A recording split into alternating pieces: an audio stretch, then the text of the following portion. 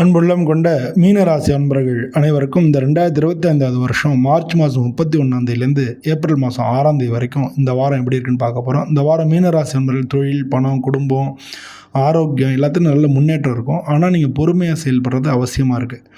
வேலைக்கு போகிறவங்களுக்கு புதிய பொறுப்புகளை நீங்கள் ஏற்றுக்கிறதுக்கு முதல்ல தயாராக இருக்கணும்.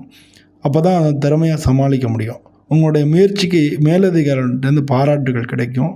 கூட வேலை பார்க்குறவங்களோட நல்ல சுமூகமான உறவுகள் வச்சுக்கிறது நல்லது. வியாபாரத்தில் லாபம் நல்லா கிடைக்கும். ஆனால் புதிய அக்ரிமெண்ட்டு தான் போடுறீங்கன்னா அதை கவனமாக நல்ல புத்திசாலித்தனமாக நீங்கள் கையாண்டிங்கன்னா நல்ல நன்மை கூடும். பண வரவு சீராக இருக்கும். செலவுகளை கட்டுப்படுத்துகளை வச்சுங்க. இந்த வாரம் காதல் பண்ணவங்களுக்கு கருத்து வேறுபாடுகள் ஏற்படும். அதனால் நேரம் ஒதுக்கி ஒருத்தருக்கு ஒருத்தர் பேசி புரிஞ்சுக்கிறது நல்லது. கணவன் மனைவிக்குள்ளே உறவு இன்னும் நல்ல நெருக்கமாகும். நல்ல செய்தி கூட கிடைக்கும். குடும்பத்தில் ஒற்றுமை அதிகமாக இருக்கும். சில முக்கியமான முடிவுகள் எடுக்க வேண்டிய நேரமாகவும் இருக்கும்.